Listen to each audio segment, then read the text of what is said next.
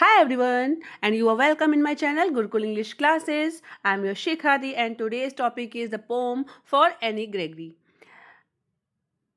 composed by William Butler Yeats. And this poem is taken from Class 10's book First Flight. So let's start.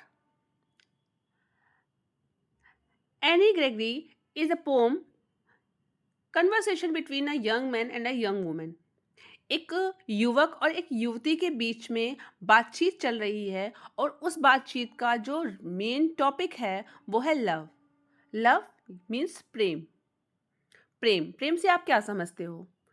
प्रेम यानी हमारे माता पिता का हमारे प्रति प्रेम, हमारे भाई बहनों का प्रेम, हमारे साथ में पढ़ने वाले हमारे फ्रेंड्स का प्रेम, हमारा हमारे लक्ष्य के प्रति प्रेम, और इन सबसे भी ऊपर जिसको बोलते हैं मेटाफिजिकल लव, आध्यात्मिक प्रेम, जो होता है आत्मा से परमात्मा का मिलन। इस पोम में कवि ने physical love and metaphysical love, इन दोनों के बीच में कंपैरिजन बताई है। एक छोटी सी लाइन जो इन दोनों लव को डिफ्रेंशिएट करती है, इस बारे में बताया है। तो आइए स्टार्ट करते हैं और जानते हैं कि what is physical love and what is metaphysical love.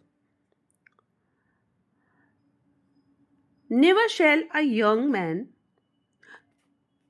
यहाँ पर जो कवि है वो खुद ही स्पीकर है और वो एनी यानी कि एक लड़की है उससे बात कर रहा है और कह रहा है, never shall a young man, कभी भी एक युवक, थ्रोन इनटू डिस्पेयर, कभी भी निराश नहीं होगा, by those great honey coloured ramparts at your ear, तुम्हारे जो हनी कलर बाल हैं, जो हनी कलर यानी कि सुनहरे गोल्डन पीले बाल, इन बालों को देखकर कोई भी तुमसे प्रेम करेगा।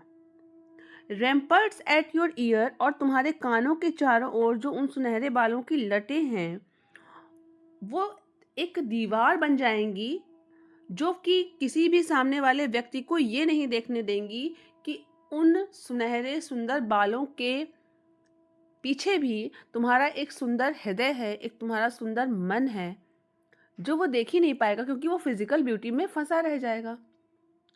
अब क्या है फिजिकल ब्यूटी? यानी कि किसी भी व्यक्ति को देखकर फिजिकली उसका डील डॉल, उसका रूप रंग, उसकी आंखें, उसके बाल, उसकी पर्सनालिटी देखकर हम उसकी ओर अट्रैक्ट हो जाते हैं। This is called physical love. जरूरी नहीं है कि हर अट्रैक्शन लव हो, ऐसा नहीं है। हम किसी की ओर फिजिकली अट्रैक्ट हो रहे हैं तो इसका मतलब ये नहीं है कि हम उससे प्रेम करते हैं ना, इसका मतलब ये बिल्कुल नहीं है। तो फिर क्या है ये? तो कवि का कहने का मतलब है कि अगर एनी के बाल इतने खूबसूरत हैं, इतने सुंदर हैं, गोल्डन हनी कलर के हैं, तो कोई भी उसको देखेगा तो उसके बालों को देख करके वो उससे प्रेम करने के लिए विवश हो जाएगा, क्योंकि वो बाल उसकी जो आंतरिक सुंदरता है, जो उसकी इनर ब्यूटी है, उसको रोक लेगा। वो उसको देख ही नहीं पाएगा इनर ब्यूटी को, वो उसकी फिजिकल ब्यूटी को ही देख करके बहुत खुश हो जाएगा और उससे प्रेम करने लगेगा। Love you for yourself alone, लेकिन कोई तो ऐसा हो जो तुम्हें तुम्हारे लिए प्रेम करे, and not your yellow hair, वो इसलिए प्रेम ना करे क्योंकि तुम्हारे बाल गोल्डन हैं, वो इसलिए प्रेम करे क्योंकि तुम हो, तुम एनी हो, इसलिए वो तुमसे प्रेम करे। वो इसलिए प्रेम ना करे क्योंकि तुम्हारे बाल बहुत सुंदर हैं। तो इस बात पर एनी का जो रिस्पॉन्स होता है वो देखते हैं, वो क्या कहती है। वो कहती है, but I can get a hair dye, मैं तो कभी भी अपने बालों को कलर करवा सकती हूँ, and set such colour there, और किसी भी तरह का रंग कर सकती हूँ, ब्राउन, ब्लैक और कैरेट, मतलब मैं तो अपने बालों को काला, भूरा या फिर गाजरी कलर का भी बना सकती हूँ। That young man in despair, तो क्या वो व्यक्ति उस उन बालों को देख करके निराश नहीं होगा? May love me for myself alone and not my yellow hair, मैं चाहती हूँ कि जो मुझे प्यार करे वो मेरे आंतरिक सौंदर्य से प्यार करे, ना कि मेरे बाहरी रूप से।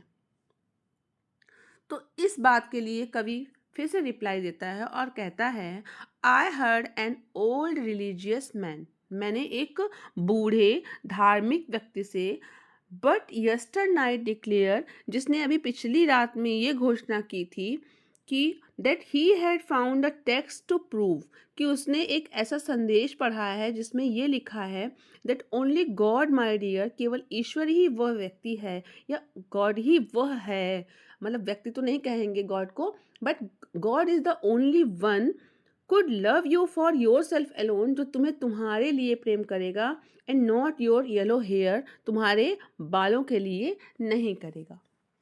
यानी कि कवि के अनुसार इस पूरे संसार में केवल ईश्वर ही है जो किसी व्यक्ति की आंतरिक सुंदरता के लिए उससे प्रेम कर सकते हैं, उसकी फिजिकल ब्यूटी के लिए नहीं। और जो व्यक्ति हैं वो मनुष्यों का बाहरी सौंदर्य देखते हैं, उसी में बह जाते हैं और उसी में प्यार करने लगते हैं, उसी को ध्यान देते हैं, और उनके आंतरिक स्वभाव, उनके नेचर, उनकी जो पर्सनालिटी होती है, जो इनर क्वालिटीज़ होती हैं, उनको ध्यान नहीं देती, उनको इग्नोर कर देती है। तो ये थी पोम जो हमें ये दिखाती है, डिफ्रेंशिएट करती है कि फिजिकल ब्यूटी और physical love and metaphysical love दोनों अलग अलग चीज़ें हैं। जो व्यक्ति तुम्हें तुम्हारे शरीर के लिए प्रेम कर रहा है वो रियल लव नहीं है। जो व्यक्ति तुम्हें तुम्हारे आंतरिक सुंदरता के लिए प्रेम कर रहा है वही रियल लव है। क्योंकि जो फिजिकल ब्यूटी है वो टाइम के साथ ख़त्म हो जाएगी, समाप्त हो जाएगी, बट जो इनर क्वालिटीज़ हैं वो हमेशा हमेशा हमारी मृत्यु तक हमारे साथ रहती हैं, वो चेंज नहीं होती हैं। तो जो व्यक्ति फिजिकल ब्यूटी के कारण लव करता है, उसका प्रेम भी फिजिकल ब्यूटी ख़त्म होने के साथ साथ ख़त्म हो जाता है। लेकिन जो व्यक्ति शरीर से नहीं बल्कि आत्मा से प्रेम करता है, उसका प्रेम हमेशा हमेशा के लिए अमर हो जाता है। तो ये थी पोम। मिलते हैं नेक्स्ट वीडियो में, तब तक के लिए tata, bye bye, and thank you for watching.